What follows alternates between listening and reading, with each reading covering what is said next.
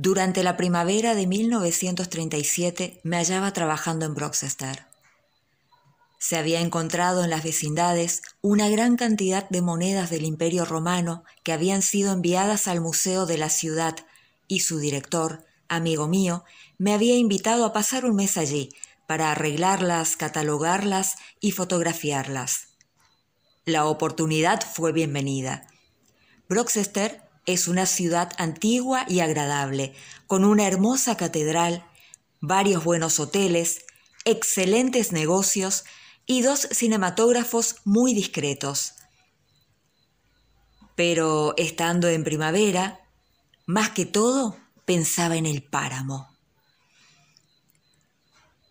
¿Podía haber algo más bonito en un ventoso día de marzo o en una soleada tarde de abril que pasearse por los profundos, estrechos y serpenteantes caminos que bordeaban el páramo y subir hasta llegar a la cima del áspero declive para contemplar los campos cubiertos de brezos que se extienden hasta el horizonte?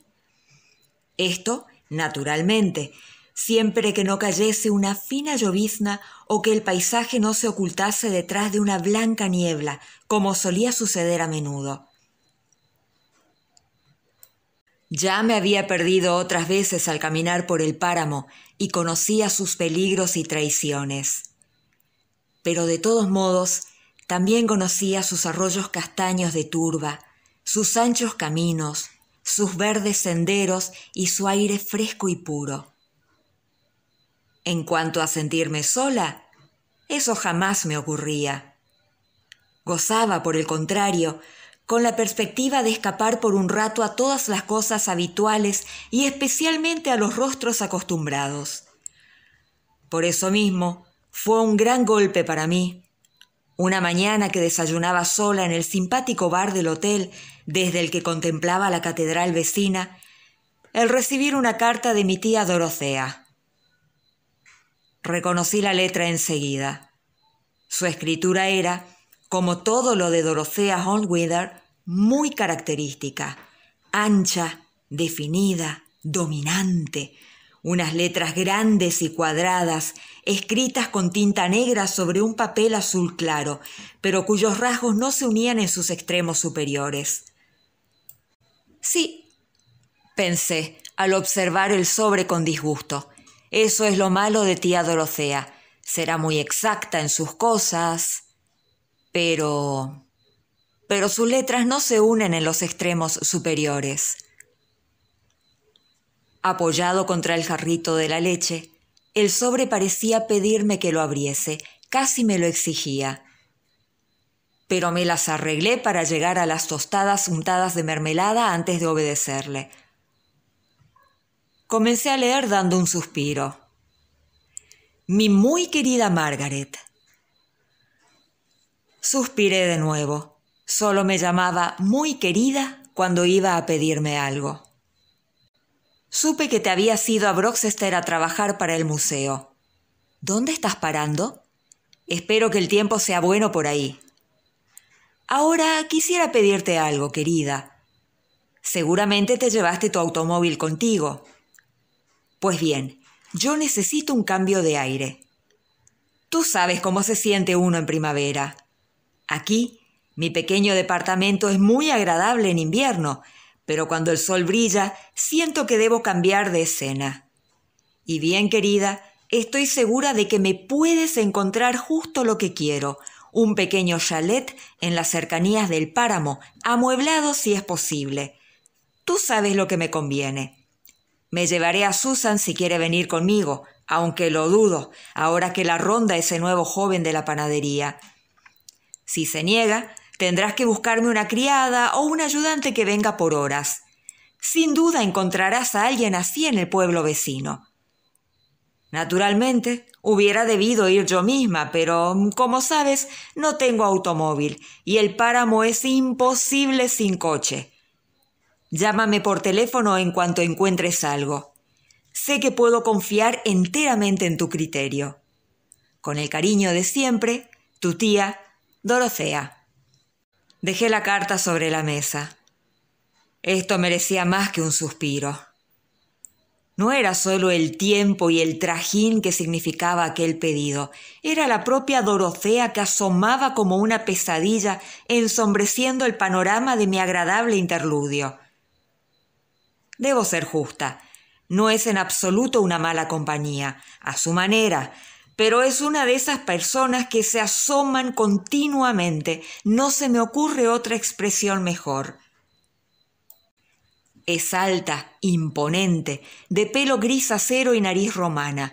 Le agrada vestirse de lanas jaspeadas y usar zapatones de campo y cree que lo que prefiere es caminar, aunque en realidad y la mayor parte del año le gusta, aún más que a la demás gente, la comodidad de un sillón junto a un buen fuego después de un largo paseo en un coche ajeno.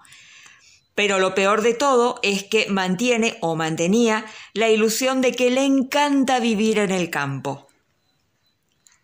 No podría decir exactamente el número de casitas de campo que mi tía alquiló en su vida, por temporadas que variaban entre 1 mes y 12 meses. Esto sucedió tantas veces que sus amigos y parientes dejaron de protestar, aunque a esta altura ya conocen el ciclo. Siempre sucede lo mismo con respecto a todo, salvo en lo que refiere a la duración de sus escapadas. Dorothea siente el llamado de la primavera, o del verano, o del otoño, o del invierno. En cualquier momento le puede llegar ese deseo del viento en los brazos, de la fuga, esa apetencia de las cosas simples y naturales de la vida, en resumidas cuentas, una casita de campo. No le importa que todo sea rudimentario. No, precisamente prefiere lo más sencillo. El agua potable, traída de un encantador y pequeño pozo situado a medio camino de la ladera de la montaña. El agua del baño transportada desde el murmurante arroyo. La leche llegada de una chacra que quede a 1 kilómetro de distancia. Una cocinita simple de querosén para hacer la comida, siempre que haya algo que cocinar, una lámpara también de querosén que hay que limpiar diariamente, pues si no suelta un humo negro y espeso, causante sin embargo de ese olor delicioso y arcaico de las cosas de campo. Todas estas cosas constituyen para tía Dorothea el llamado salvaje e irresistible a que nos referimos, y que se poetiza antes. Últimamente tomamos la costumbre de hacer apuestas sobre la duración de tales caprichos. Pero volvamos a su pedido actual. Sabía todo lo que iba a pasar. También que era inútil discutir. Mi primera idea fue encontrarle la más primitiva e incómoda de todas las casitas del páramo, con la esperanza de verme libre de ella antes de finalizar mi propia estada en Broxester. Pero con tristeza admití que esto no tendría resultados. Recibiría alguna otra carta, con el acostumbrado encabezamiento de «Mi muy querida Margaret». Me llamaría por teléfono o se decidiría a visitarme pidiéndome vigilara esto o hiciera arreglar aquello, única falla, así diría, en aquel nuevo paraíso. De esta manera, todo mi tiempo lo tendría ocupado en contribuir a que se retardara el día de su partida. Ella pagaría mis desvelos, dejando constancia de que su obstinación respondía al propósito de esperar mi propia partida. Claro que entonces aprovecharía para que fuese yo quien la llevara de vuelta a la civilización. Y podría ser peor, tal vez decidiera instalarse y acompañarme en el hotel. No, eso no podía ser. Tenía que buscar un chalet presentable y confiar en que por algunas semanas estuviese lo suficientemente satisfecha con su nuevo juguete como para contentarse con que yo fuese alguna vez a almorzar o a tomar el té los domingos. Tal vez se pregunten ustedes, ¿por qué no rehusar el encargo? Eso lo hubiera traído en el primer tren, para asegurarse de que no me había incomodado u ofendido por algo, si es que no para echarme en cara mi egoísmo. Así es que en varias tardes sucesivas, al salir del museo, después de las 3, tomé mi coche y salí de Broxester a pasear por el páramo, en busca de la vieja cabaña para mi tía. La tarea en sí misma era bastante agradable. Por eso no tenía prisa en cumplir el encargo, no buscaba muy afanosamente. Así es que en varias tardes sucesivas, al salir del museo, después de las 3, tomé mi coche y salí de Broxester a pasear por el páramo, en busca de la vieja cabaña para mi tía. La tarea en sí misma era bastante agradable. Por eso no tenía prisa en cumplir el encargo, no buscaba muy afanosamente. A decir verdad, en mi fuero interno abrigaba la esperanza, bastante fundada por cierto, de que tal casita no se pudiera encontrar nunca y de que los asiduos viajeros de los fines de semana las hubieran acaparado a todas desde tiempo atrás. Pasaron 3 o 4 días.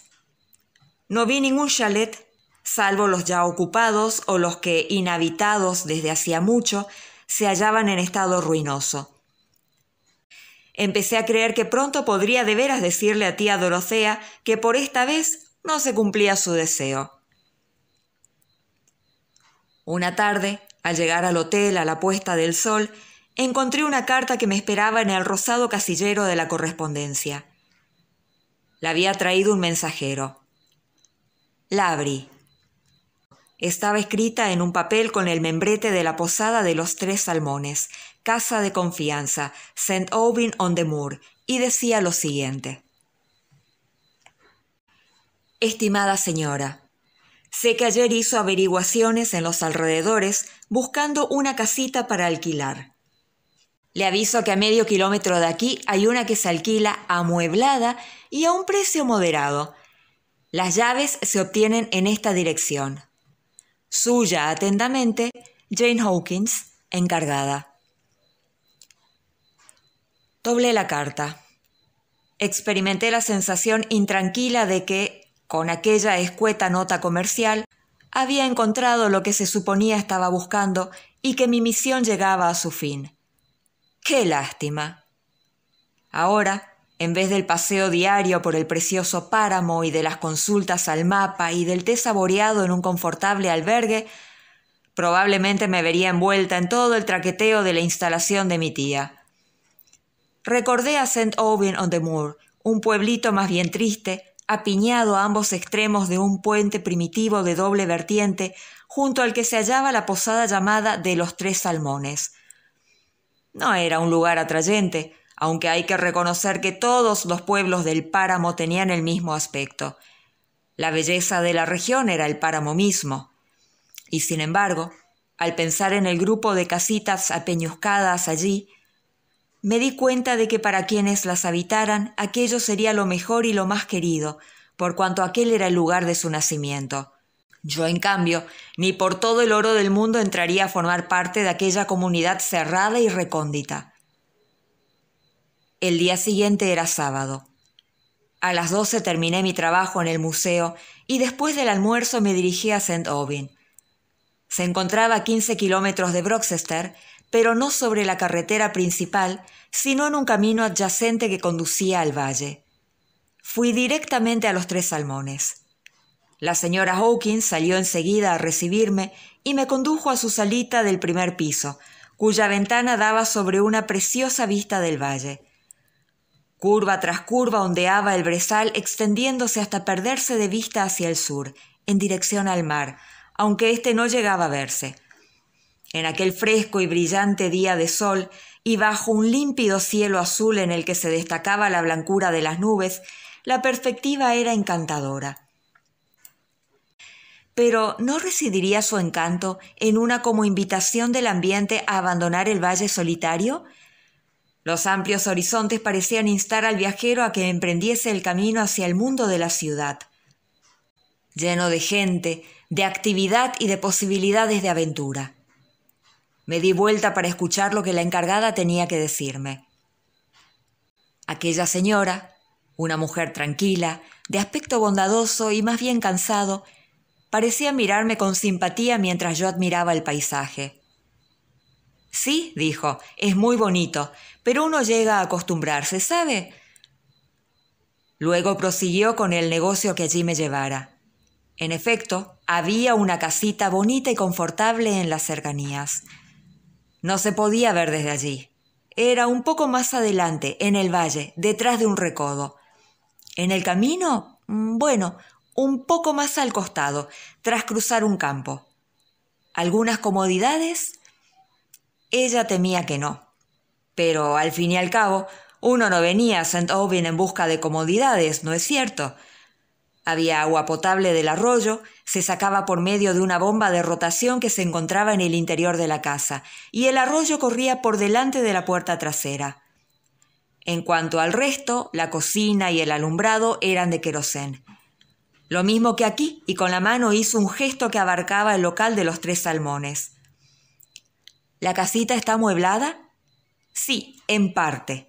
Todo el mobiliario que no se estropeaba con la humedad estaba puesto, y los otros enseres, cortinas, almohadones, ropa de cama y demás, por un arreglo establecido con la propietaria, se guardaban en la posada mientras la casa estaba vacía. «¿Entonces no es usted la dueña?», dije.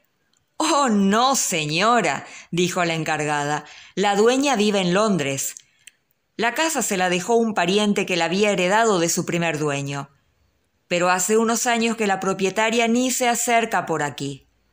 Tiene una especie de convenio con la posada, según el cual quien esté a cargo de esta última debe cuidar aquella y tratar de alquilarla. Es una verdadera molestia, digo yo. Pero, ¿qué podía hacer yo cuando me hice cargo de esto?» «Entonces, ¿usted no es de aquí?» «No, señora, no lo soy.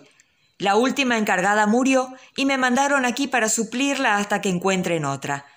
Se estremeció. «Es un lugar muy solitario en el invierno. En verano no es tan malo cuando vienen los señores a pescar. Pero a mí no me gusta este sitio. Soy del otro lado de Plymouth». Miró por la ventana con tristeza, como si sus pensamientos estuvieran muy lejos, más allá del ondulante brezal. «¿Cuánto pide la señora por el alquiler?», dije. 10 chelines semanales. ¿Y por los muebles? Son 10 chelines todo comprendido. «¿10 chelines por semana por un chalet amueblado?», dije. «Es muy barato, ¿no le parece?». La señora Hawkins se encogió de hombros. «Ese es el precio». «¿Puedo ver la casa?». La encargada trajo la llave enseguida. No se ofreció a acompañarme, por lo que emprendí sola la subida por el camino estrecho y escarpado que corría junto al arroyo. Este abandonó el borde del camino. Llegué a un campo verde situado a mi derecha, y allí, en el rincón más apartado, estaba la casa. No necesito detenerme a describirla con detalles. Solo diré que por más fría y desnuda que estuviese, sin cortinas o tapizados y sin ningún detalle alegre, era el ensueño de un buscador de casitas de campo. El mobiliario era de pesado roble y de caoba. El aparador de la cocina se hallaba cubierto de cacharros de peltre y de porcelana. Cargada de cobres y bronces, ostentaba en la repisa de la chimenea algunas jarras para cerveza y pastoras de Dresde. De la pared colgaban 1 o 2 platos de lata pintados con rosas y azucenas. Junto al hogar se hallaba una leñera llena de troncos y un enorme fuelle rojo, ribeteado de clavos de bronce, pendía de la pared al lado de la chimenea. Era, según el punto de vista de transitoriedad sustentado por mi tía, una perfección. Y sin embargo, no me gustaba. Estaba deseando irme. Tanto que, tras haber examinado concienzudamente la bomba del agua y otros accesorios necesarios, y echar un ligero vistazo por los 2 dormitorios, salí sin ver la segunda salita, pues la casa tenía la puerta de entrada en el centro y había 2 salitas, una de cada lado del pasillo. Volví a los 3 salmones. «Creo que debo tomarla», le dije a la encargada, especialmente siendo tan barata. No se sorprendió de la repulsión que trascendía de mi tono. Me ofreció té y, luego de aceptar agradecida y de haber hecho los arreglos necesarios para reinstalar las cortinas y demás, incluyendo una cama bien ventilada, me acometió un impulso. «Dígame», pregunté, Francamente, señora Hawkins, ¿qué inconveniente tiene la casita? ¿Por qué no la alquilaron otros a ese precio? Al fin y al cabo, la pesca abunda en este arroyo e incluso pasada la temporada, a muchos les gustaría el paraje, sin arredrarse por su situación apartada. La señora Hawkins ladeó la cabeza, estudiándome. Bueno, dijo al fin, no veo por qué no he de contarle lo que se dice. A mí me da lo mismo que la casa se alquile o no, y puedo libremente ser justa con ambas partes. Se dice, señora, que la casa está embrujada. ¿Embrujada? Me eché a reír. Oh, solo eso. No se preocupe, señora. Cuando mi tía, la señorita Hornwither, se entere, llegará en el primer tren. Se jacta de ser totalmente equilibrada. Dirá, ¡qué tontería!, y nada la detendrá. Pero, ¿cómo surgió la leyenda? ¿O no existe motivo alguno? Oh, sí, dijo la encargada, existe un motivo. Hace casi 80 años, una mujer, según dicen, fue asesinada allí por dinero, o más bien por sus joyas. Las guardaba todas en la casa, lo que era una tontería. Los aldeanos decían que era una señora de familia distinguida venida menos. Hablaban en particular de una gran cruz de amatistas que solía usar a veces, en Navidad, cuando asistía a las fiestas de esta posada. Así es la historia. En realidad era más pobre que las ratas, pero no quería vender sus alhajas. Un día la encontraron muerta en su habitación, caída sobre un charco de sangre, con un hacha a su lado. En el piso de arriba, una tabla del suelo de madera se hallaba levantada y las joyas habían desaparecido. La señora Hawkins fue hacia el escritorio junto a la ventana y abrió un cajón. «Vea», dijo, sacando lo que parecía ser una pequeña fotografía con un marco negro. «Esto le demostrará que, por más disparatada que sea, al menos la historia tiene sus fundamentos». Miré el marquito negro. Encerraba un trozo de cartón al que estaba pegado un recorte del diario local, amarillento por la edad, pues era de 1860. Refería cómo se había encontrado en Villa Burn el cuerpo de la señora terriblemente destrozado, cómo las alhajas faltaban. La policía había organizado por toda la extensión del páramo y sus alrededores una prolija exploración en busca del criminal o criminales que se suponía estaban allí escondidos. También habían detenido a la muchacha que estuvo al servicio de la señora Sutton y a la que creían cómplice del crimen. ¿Y encontraron a los asesinos?, pregunté a la señora Hawkins, devolviéndole el cuadrito. Lo miró con disgusto antes de guardarlo en el cajón. Acostumbraba colgarlo abajo en el vestíbulo, dijo, pero lo saqué y lo guardé. No, creo que no los encontrarán nunca. ¿Y la muchacha? Realmente no lo sé, dijo la encargada. Pero cualquiera de los viejos lugareños le podría decir lo que contaban sus padres o abuelos sobre este asunto. Yo nunca pregunto. No me interesan esas cosas. ¿Y este embrujamiento es la única razón de que la casa esté desocupada?, dije. Sí. La gente llega, luego oye la historia y empieza a ver cosas. Se quedan alrededor de una semana y después se marchan. Me parece tonto. No debiera habérselo contado. Pero me gusta ser justa y, si me lo permite, señorita, le diré que no me parece ser usted de las que se asustan con cuentos de fantasmas. Me reí de nuevo. Espere hasta que conozca a mi tía, la señorita Hornwither, dije, y me despedí.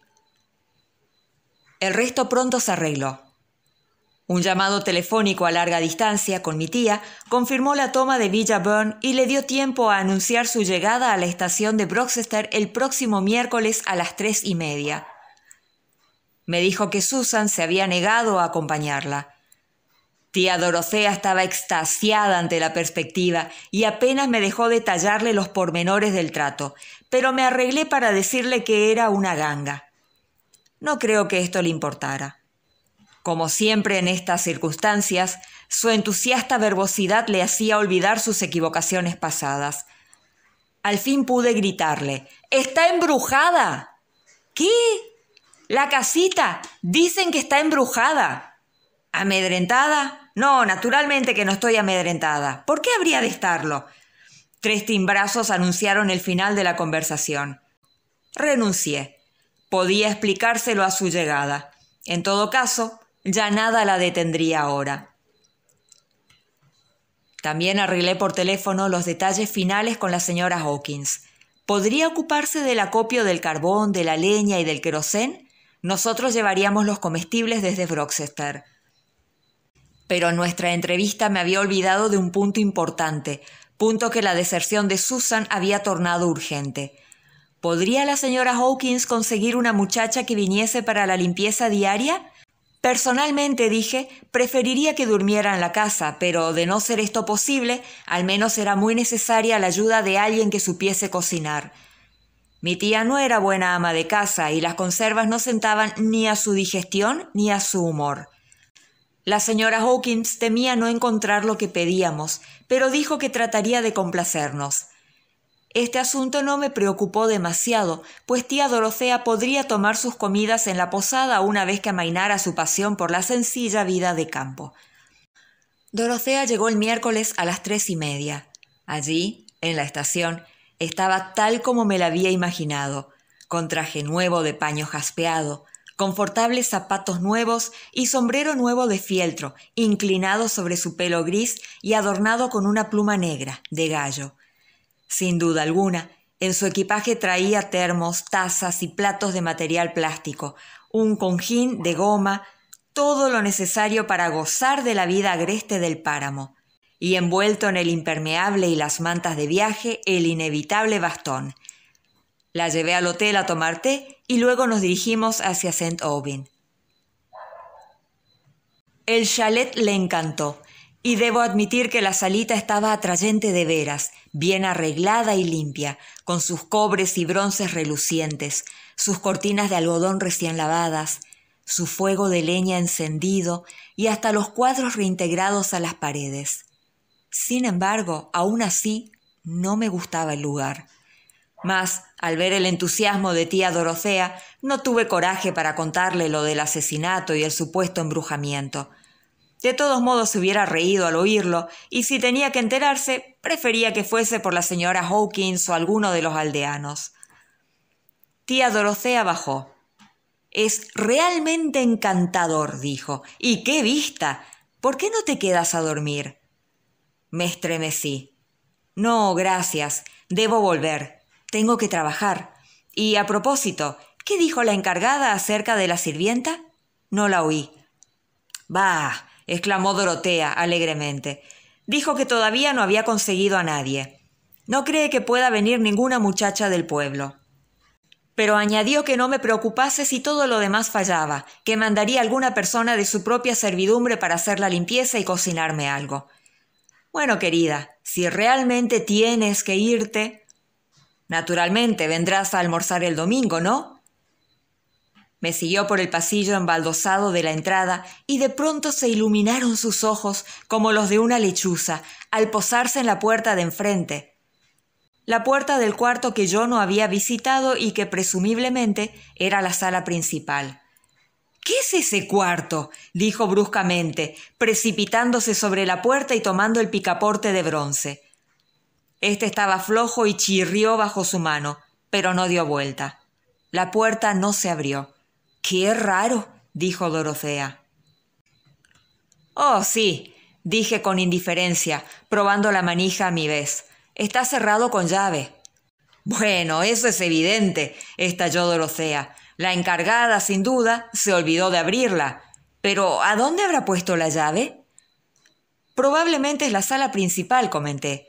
«Debe de contener toda clase de tesoros. Yo tampoco la he visto». Salimos por la puerta del frente y nos volvimos para mirar la casa desde afuera. Noté entonces que, si bien la señora Hawkins había puesto cortinas en la ventana de la derecha, es decir, en la de la salita, la ventana de la izquierda, que era la de la supuesta sala principal, estaba aún vacía y desnuda. «¡Qué raro!», repitió Dorothea. Se dirigió hacia la pequeña ventana tratando de atisbar adentro. pero se vio defraudada de nuevo. Un lienzo verde ocultaba el cuarto, del que ni el más mínimo rincón era visible. «De pasada le pediré a la señora Hawkins que mande la llave», dije. Un escrúpulo me invadió al ir a despedirme de mi tía. «¿Estás segura de que te encontrarás a gusto?», agregué. «¿No preferirías pasar la noche en el hotel y comenzar tu instalación mañana? En cierta forma no me agrada la idea de dejarte aquí sola». De haberlo hecho a propósito, no hubiera encontrado nada mejor que aquellas palabras para impedir que tía Dorothea flaquease.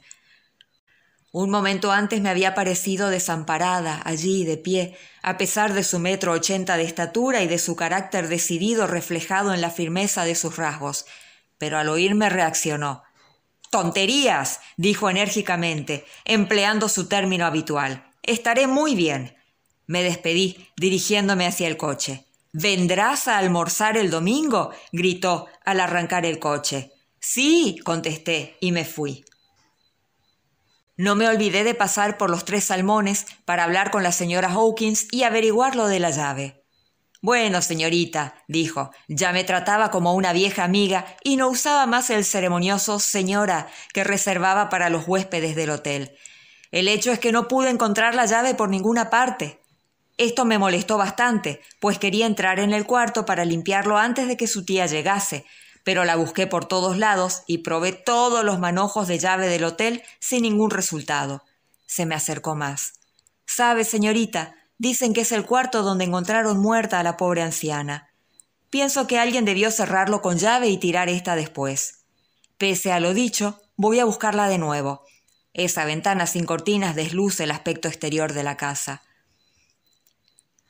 Le expliqué que la señorita Honeywither no deseaba en particular usar aquella sala, pero que, habiendo alquilado la casa, era natural que tuviese curiosidad por conocer todos sus aposentos. La encargada me reiteró que haría lo posible.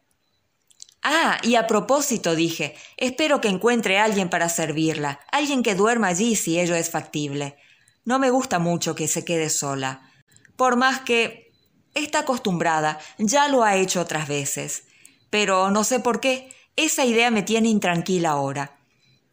Al oírme, la señora Hawkins me echó una mirada que daba a entender que no me creía del todo, pero me repitió que se encargaría lo mejor posible del asunto. Le pedí por último que no le contara nada a mi tía acerca del crimen. «No hay por qué contárselo», le dije. «Si lo descubre ella, tanto peor». La encargada prometió callar y entonces me fui. Ni por 50 libras me hubiera cambiado por Dorothea. A la mañana siguiente, era jueves, me puso de buen humor la llamada de mi tía, quien me dijo que había tenido suerte. Había conseguido una sirvientita que dormiría en la casa. Se había presentado la noche anterior y comenzaría aquella misma mañana. Por lo menos eso ya estaba arreglado. Durante el resto de la semana me sorprendió no saber nada más de mi tía. Esperaba, antes que llegara el domingo, numerosas llamadas telefónicas, abrumándome de encargos de comprar esto, eso y aquello para llevárselo cuando fuese a almorzar. «Siento tanto molestarte, querida, sé que estás ocupada, pero ¿podrías traerme una libra de salchichas de cerdo de lo de Lidcott, en la calle Alta? Conoces el almacén. No lo dejes para el último momento, pues se venderán todas. Siempre hay tanta gente los sábados». O también, «¿Quieres pasar por Woolworths y comprarme una pila para mi linterna? No sé bien el tamaño, pero creo que cuestan 3 peniques». Pero ninguna de estas cosas esperadas sucedió. Al llegar el sábado, empecé a preocuparme y pensé en telefonear a la señora Hawkins. Pero puesto que al día siguiente iría a la casita, me contenté con adquirir alguna de las compras que hubiera pedido mi tía, cosa que ésta no había hecho, y el domingo, a eso de las 11 de la mañana, partí para St. Aubin. Era otro precioso día de sol con un aire perfumado de algas y prímulas. El pueblo mostraba un aspecto acogedor anidado en el valle, en aquel terreno bajo, junto al puente. Sus chimeneas humeaban y en la terraza del hotel un grupo de pasantes descansaba al sol, tomando cerveza y sándwiches. Decidí no detenerme en la posada y seguir directamente por el camino de la loma hacia el chalet. Paré el coche en el césped junto a la puertecita del jardín y corrí por el sendero. No había señales de vida, ni salía humo de la chimenea. La ventana de la izquierda seguía sin cortinas. El lienzo verde continuaba corrido. Por la ventana de la derecha atisbé la salita. No había fuego en el hogar, ni estaba la mesa puesta para el almuerzo, ni se veían rastros de las habituales ocupaciones de Dorothea, tales como el libro abierto, el tejido o la larga boquilla negra junto al cenicero. Di la vuelta hacia la puerta trasera. Ningún olor de querosén ni del pollo asado con que me pensaba deleitar. Muy alarmada, volví al frente y probé a girar el picaporte de la puerta. Cedió. Entré. Miré en la salita, en la cocina, arriba. Dorothea no estaba y nadie había dormido en la cama. De pronto me invadió un miedo espantoso. ¡El cuarto! ¡El cuarto clausurado! Bajé corriendo los empinados escalones y traté de abrir la misteriosa puerta. Esta cedió instantáneamente. Me asomé. Estaba oscuro. Metida en el bolsillo, mi mano asió la linterna, aquella linterna de Wolfords que comprara para complacer a mi tía. El débil rayo amarillo penetró en el aposento. No vi nada anormal, nada más que formas de mesas y sillas. Crucé hacia la ventana y tiré del cordón del lienzo. La tela gastada se rasgó inmediatamente, el lienzo entero se desplomó sobre mis manos y el bendito sol entró a raudales en el cuarto. Pesadas sillas de caoba, con asientos de cuero, una lustrosa mesa también de caoba, una vitrina desprovista de su porcelana, una rinconera destinada a ostentar objetos de adorno en sus numerosos estantes tallados. Eso era todo. Una sala principal despojada de sus pasadas glorias, salvo del pesado mobiliario inmune a la humedad. Al darme vuelta a la derecha, me fijé en una silla baja que se hallaba junto a la puerta. Era de una hechura mucho más antigua que las de caoba, una sólida y rústica silla de roble con el asiento de madera sin tapizar. Todo estaba cubierto de una densa capa de polvo, tan espesa como un felpudo. Soplé sobre el asiento de la sillita y se elevó una nube, pero aún quedó un poco de tierra. Le pasé el dedo por encima. En otros tiempos, la sillita debió estar muy lustrosa, tanto por el uso como por el cuidado. Pero aquel no era el momento de contemplar muebles antiguos. ¿Dónde estaba mi tía Dorothea? Esa era la cuestión. Corrí hacia el coche y me dirigí a la posada. Cuando me precipité sobre ella preguntando «¿Dónde está mi tía? ¿Dónde está la señorita Hornwither?», la señora Hawkins pareció asombrada. «¿Cómo? Señorita, ¿quiere decir que no la ha visto? Partió del chalet antes de anoche, eso fue el viernes. Apareció aquí de madrugada y casi derriba la puerta a golpes, diciendo que no se quedaría allí ni un minuto más. Nos levantó a todos de la cama, se lo aseguro. Estaba enloquecida. Continuamente repetía, ¿dónde está la llave? La llave de la sala. Tengo que verla con mis propios ojos. Cuando le dije que todavía no se había encontrado, contestó que debíamos echar abajo la puerta. De modo que en cuanto aclaró, mandé uno de los hombres a hacer lo que ella pedía. No se le podía negar nada, señorita. Estaba en un estado tal. La acompañé yo misma cuando regresó a la casa. Estaba algo más calmada y parecía pensar que había sufrido una pesadilla, pero aún quería que abrieran el cuarto. Jim forzó la cerradura con una barra de hierro, pero cuando la puerta se abrió, no había nada que ver, tan solo ese viejo mobiliario de sólida caoba que hoy en día no sirve de mucho. Creí que su tía quedaría satisfecha, pero puede imaginarse mi sorpresa, señorita, cuando al darme vuelta la vi apoyada contra el marco de la puerta, pálida como una muerta y casi desmayada.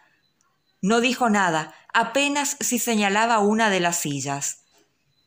¿Una sillita baja junto a la puerta?, dije ansiosamente. Sí, señorita, eso es. Pero ¿cómo lo sabe?, inquirió la encargada, sorprendida, y prosiguió. Bueno, la llevamos de vuelta a la posada, le dimos coñac y volvió un tanto en sí, aunque todavía estaba temblorosa.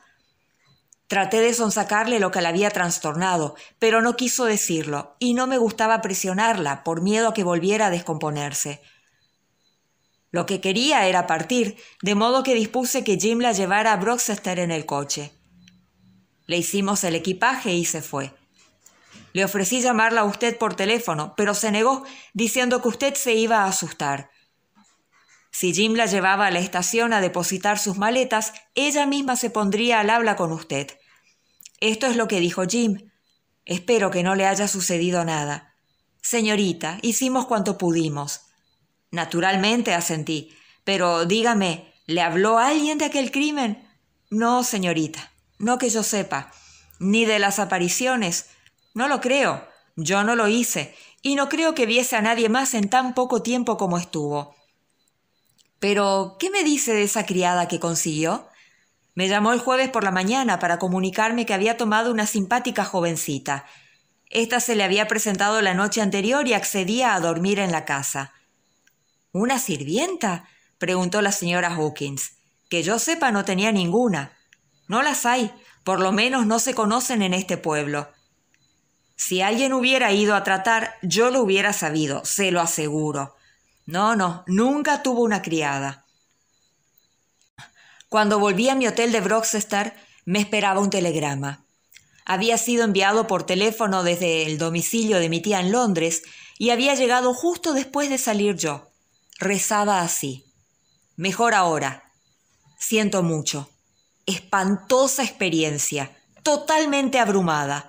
Va carta. Dorothea. Dicha carta llegó a la mañana siguiente. La transcribo por entero. Mi muy querida Margaret, te escribo sentada en la cama. Ay, sobrina mía, he tenido la más terrible experiencia de mi vida. No es que te culpe en nada, querida. Sé que no puedes haber tenido ni la menor idea de las tremendas circunstancias que privan en esa aterradora casa cuando me la tomaste. Y hasta dudo de que el hecho de saberlo hubiera cambiado en algo mi decisión. Nunca creí en esas tonterías. Aún ahora, reintegrada a mi propio ambiente, rodeada de mis cosas, todo me parece imposible. Pero debo contarte mi historia. El miércoles por la noche, después que te fuiste, empecé a instalarme bastante contenta. Primero deshice el equipaje, luego me preparé algo de comer y por último encendí la chimenea y me dispuse a gozar de una noche larga y tranquila, sin ruidos de tránsito y sola acompañada por el musical murmullo del arroyo. Estaba sumergida en mi libro, Lo que el viento se llevó. Lo había elegido por ser tan largo y por su título, tan apropiado, pensaba yo, a mi pequeña vacación. Lo encontré muy interesante. Realmente debieras leerlo, ¿sabes? Creo que debemos estar al tanto de la literatura moderna. Ya sé que tú piensas que nada que no sea del año 40 antes de Jesucristo tiene interés, pero creo que ese es un punto de vista muy limitado. Pero esto es una digresión. Cuando miré la hora, me sorprendió comprobar que era casi medianoche. El fuego se estaba apagando y yo ya había usado todos los leños, de manera que me fui a la cocina a hervir agua para mi bolsa de agua caliente. Con gran sorpresa, observé que la puerta principal estaba a medio abrir, y un momento después, no ya con sorpresa, sino con verdadero espanto, me fijé en que la puerta de enfrente, aquella que quisimos franquear sin conseguirlo, también estaba entreabierta. La luna ya había salido y un oblicuo rayo de su luz penetraba por la puerta cancel. Fui a cerrarla, pero antes de hacerlo algo me hizo dar vuelta. Como tú sabes, querida, no soy una persona nerviosa, pero me quedé completamente anonadada, pues en la sala principal vi, sentada en una sillita baja, a una pequeña figura de niña que vestía una capa oscura y una cofia. El rayo de luna que entraba por la puerta le caía de lleno en el rostro. De otro modo hubiera dudado de mis propios sentidos. Estaba tranquila y no parecía haber notado mi presencia. Me temo haberle hablado con tono más bien brusco, preguntándole si deseaba verme y por qué no había llamado para entrar. Al oír esto se volvió, y a la luz de la luna contemplé su rostro flaco y macilento. Parecía de unos 14 a 15 años y era una niña triste y desnutrida, ligeramente pecosa, con 2 largos mechones de pelo lacio y rojizo enmarcándole la cara por debajo de la cofia y grandes ojos grises y atemorizados. También me fijé en las manos sobre su regazo, flacas y filosas, como garras, y espolvoreadas de pecas. Al hablar la niña, sus manos se movieron nerviosamente, estrujando la capa. «He venido por el empleo, señora». «¿Cómo se llama?» «Esther Gray». «¿Vive en el pueblo?» No contestó mi pregunta, solo dijo: «Estoy buscando trabajo, señora. Espero ser de su agrado». «¿Dormiría usted aquí?», dije. Se sobresaltó. «Oh, sí, señora, si fuera posible». Su tono casi suplicante me sorprendió. Las muchachas de hoy prefieren no dormir donde sirven si lo pueden evitar. «Pero mi querida niña», dije, «¿qué edad tiene? No parece lo bastante fuerte para trabajar y, ciertamente, debiera estar aún en el colegio». «Puedo hacer todo lo necesario, señora. Sé coser, amasar y servir la mesa. Puedo cuidarla si se enferma». Me reí.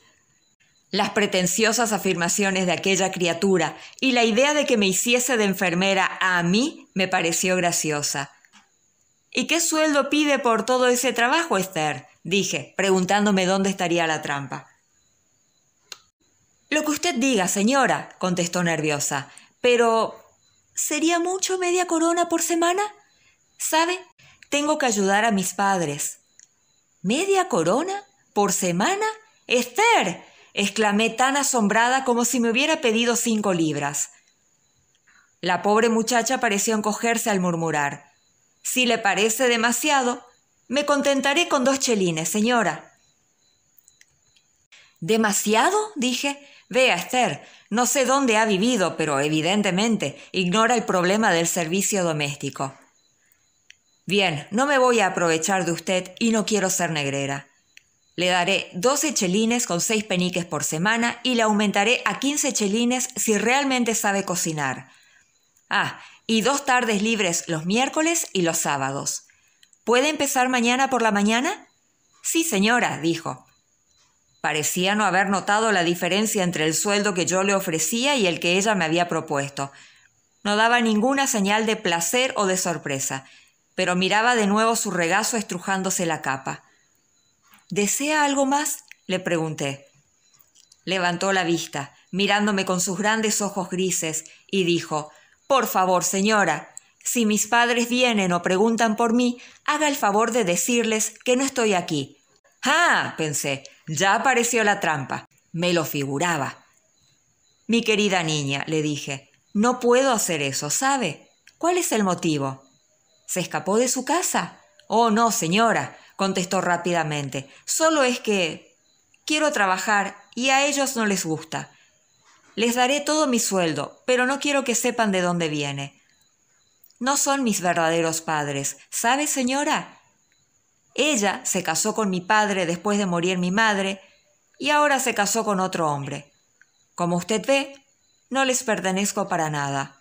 «Oh, bueno, en ese caso, Esther, no creo que tengan muchos derechos sobre usted, aunque supongo que serán sus tutores, ¿no? Ahora, no se asuste. Si vienen a preguntar por usted, les tendré que decir que está aquí, pero me preocuparé para que no le pase nada. Seguramente no se opondrán al saber el buen sueldo que gana. Y voy a tratar de hacerla engordar un poco con la buena leche del campo, la manteca y los huevos. ¿Dónde va a dormir esta noche?» «Por esta noche tengo lugar en casa de una amiga».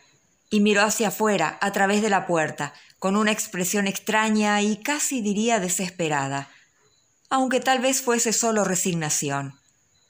«Bueno, y ahora váyase», le dije. «Es tarde. Debe tratar de dormir si va a trabajar por la mañana». En aquel momento en la salita se oyó como un crujido. Pensé que fuese el chisporroteo de los leños, pero fui a ver qué pasaba y encontré una brasa humeando sobre la alfombra, delante de la chimenea. La quité rápidamente y apagué las chispas de alrededor. Cuando volví, la muchacha había desaparecido. Pensé que se había ido mientras yo estaba ocupada con el fuego.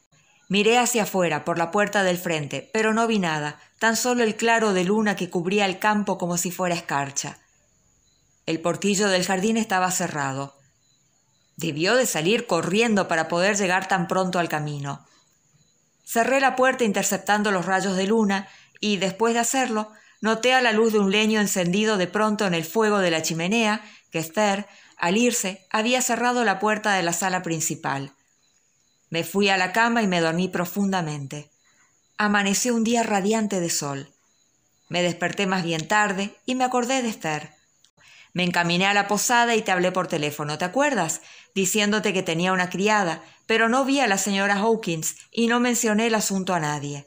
Cuando volví al chalet, Esther aún no había llegado.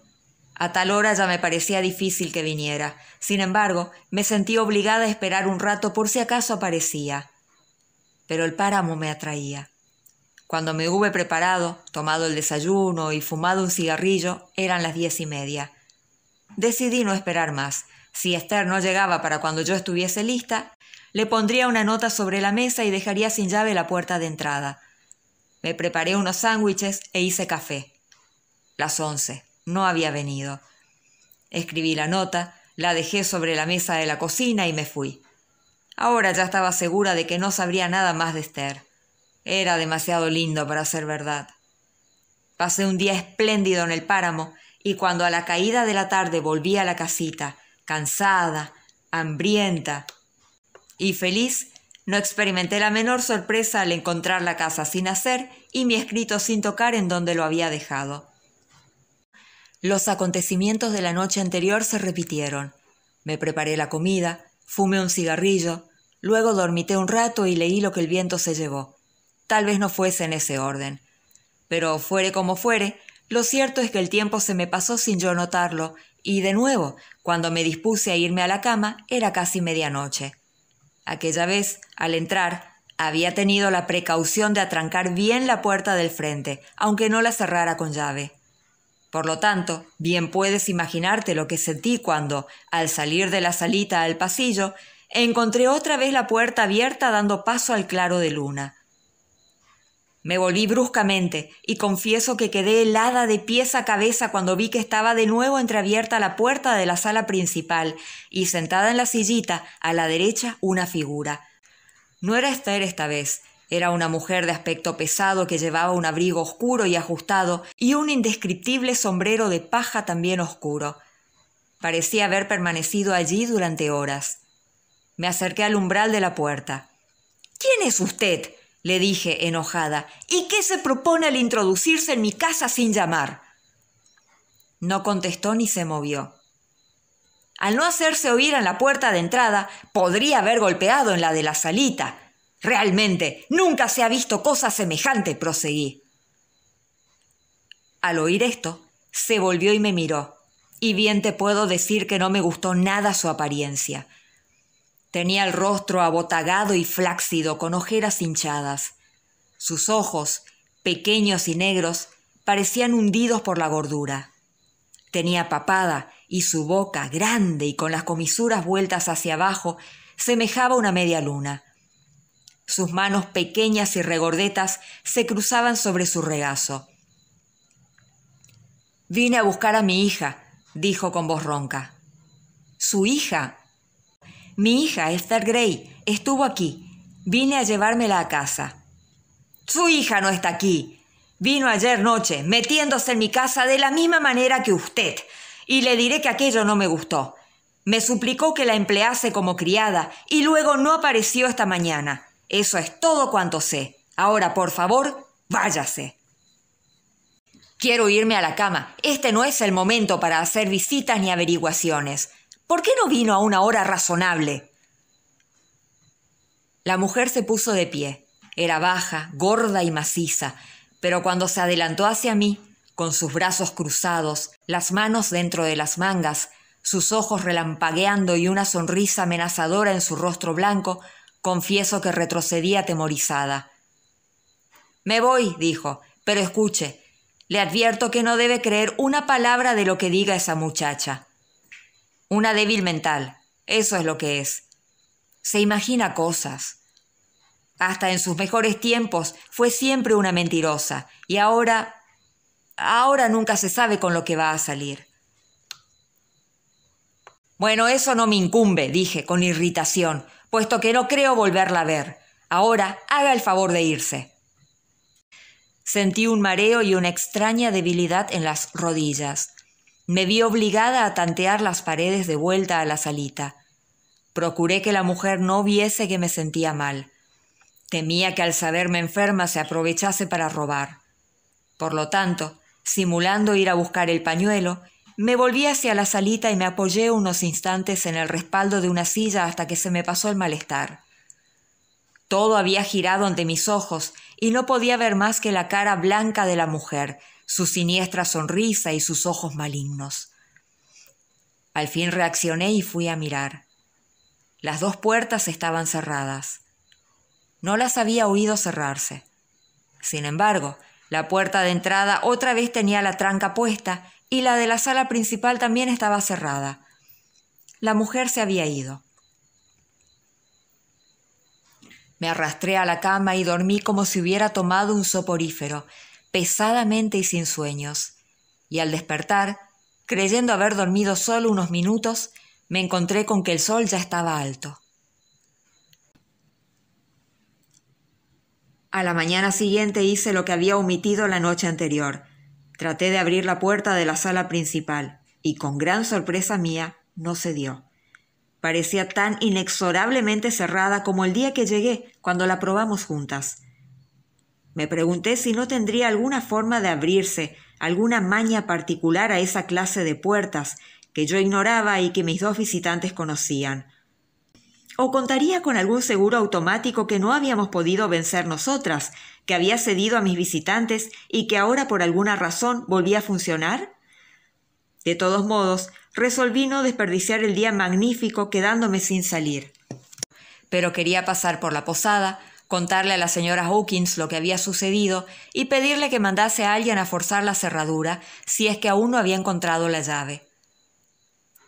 No obstante, al llegar a la posada y descubrir que este era el punto de partida elegido para la cacería de aquella mañana en el brezal, al escuchar la infernal batahola de ladridos, al contemplar a tanta gente atareada en sus preparativos y ver que la encargada estaba tan ocupada sirviendo a los cazadores al pie del estribo, decidí no molestarla.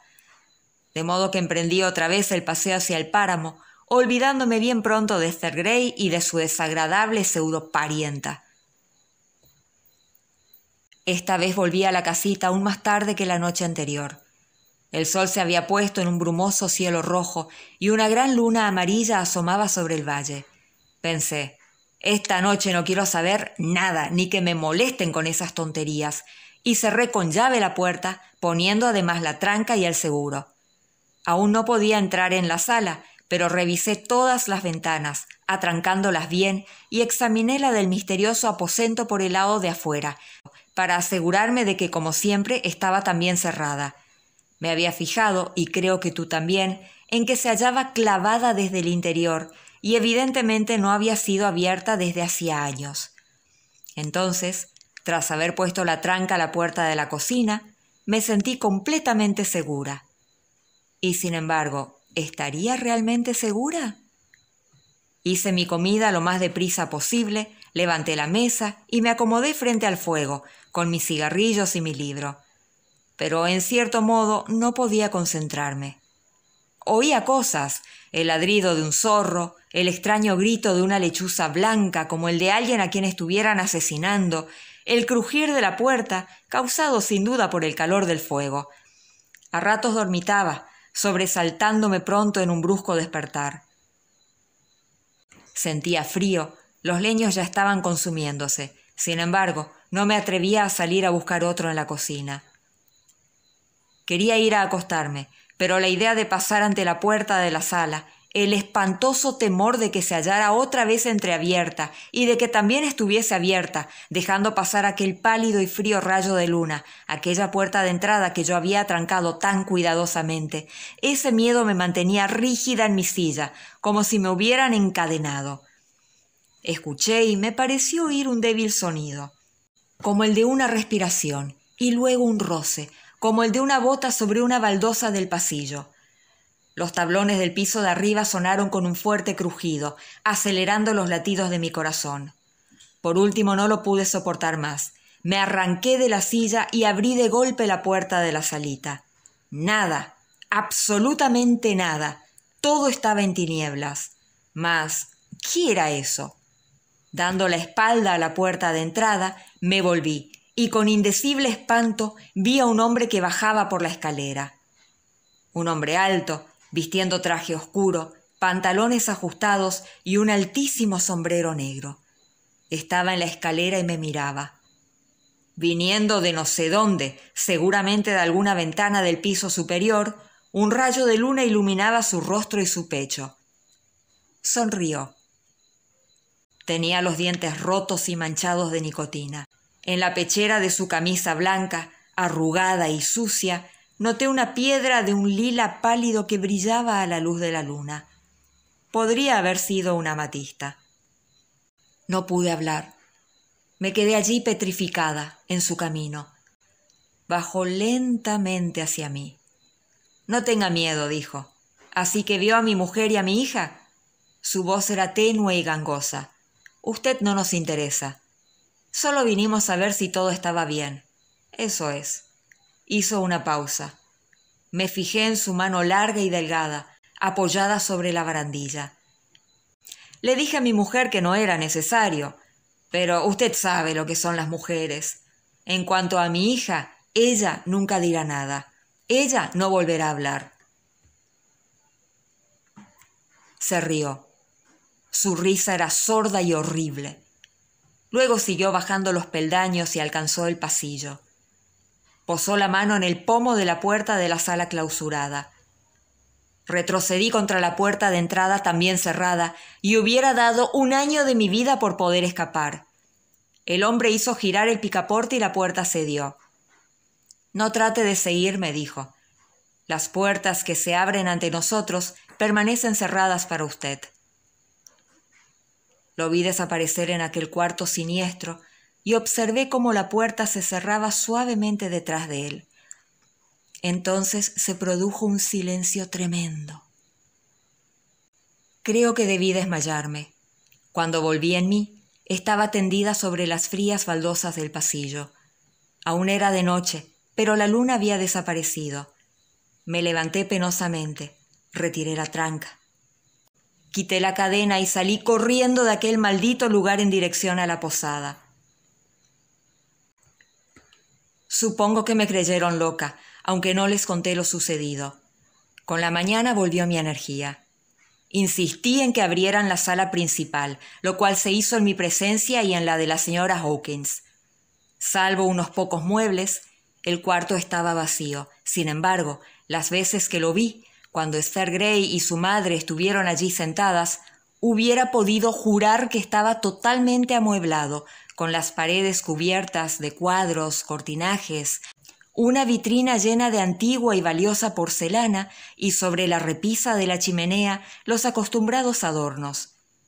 Pero lo que más me anonadó, lo que hubiera enloquecido a cualquier persona menos equilibrada que yo, fue que al volverme a mirar la silla en que Esther y su madre se habían sentado las 2 noches anteriores, miércoles y jueves, vi que estaba cubierta por una espesa capa de polvo acumulado durante años de años.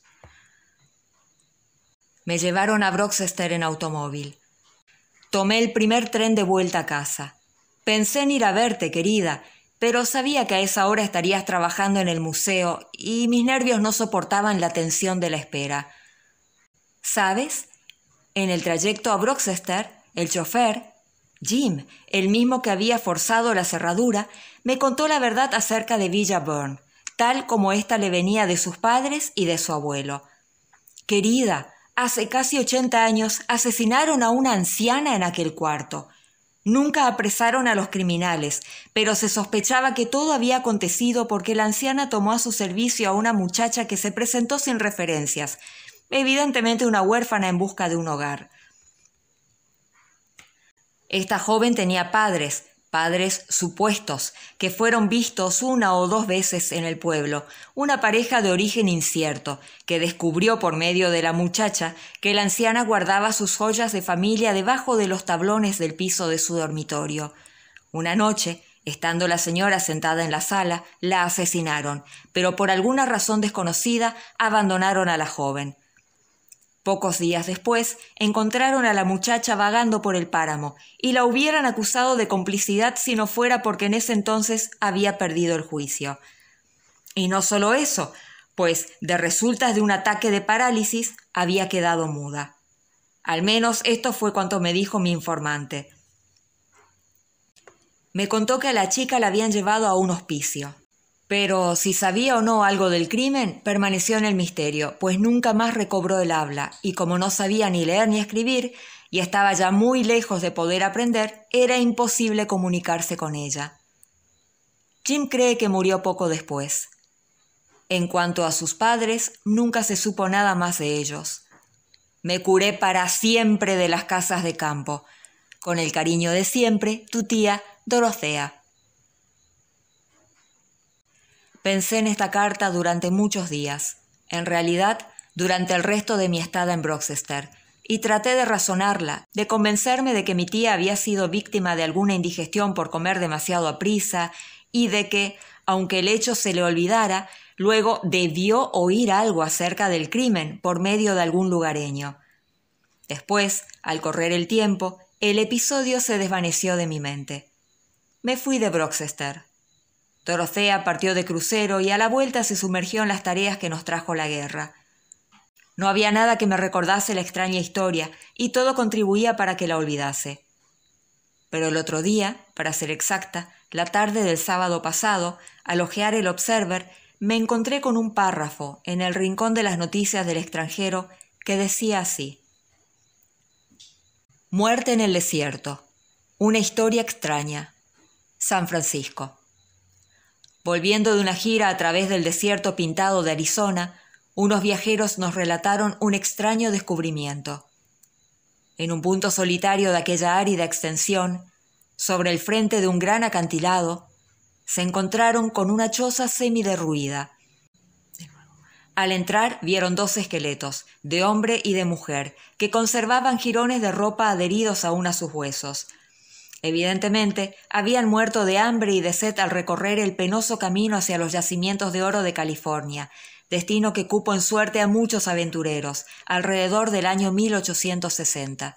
Un terrible y grosero comentario sobre la vanidad de las riquezas fue inspirado por el hallazgo de cierta cantidad de valiosos anillos, botones de camisa y otras alhajas, que con un bolso de soberanos de oro se encontraban en el suelo, junto a los restos del hombre, mientras que colgando del cuello del esqueleto femenino, todavía envuelto por los andrajos que antaño fueron un vestido, brillaba una magnífica cruz de amatistas engarzadas en oro.